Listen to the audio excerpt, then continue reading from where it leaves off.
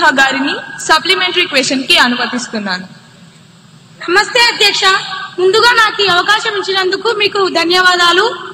అధ్యక్ష, 2036 ఒలింపిక్స్ కోసం ప్రభుత్వం ఏర్పాటు చేసింది, సంతోషం అధ్యక్ష.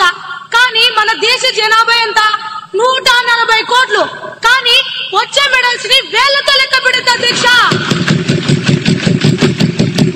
అధ్యక్ష, మన వాళ్ళు జెవెలిన్ త్రో విసరడం కన్నా ఒకరి మీద ఒకరు బురద చల్లుకోవడంలో ఎక్కువ ఎక్స్పర్ట్స్.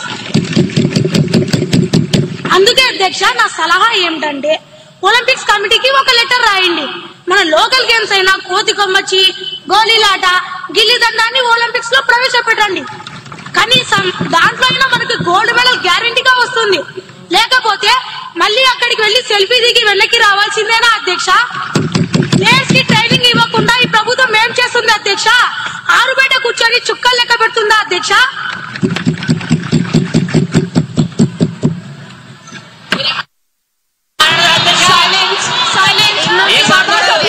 కూర్చోవలసిందిగా, ఈ సభా గౌరవాన్ని కాపాడవలసిందిగా కోరుతున్నాను. దయచేసి అందరూ కూర్చోవలసిందిగా కోరుతున్నాను. మంత్రి గారి సమాధానం.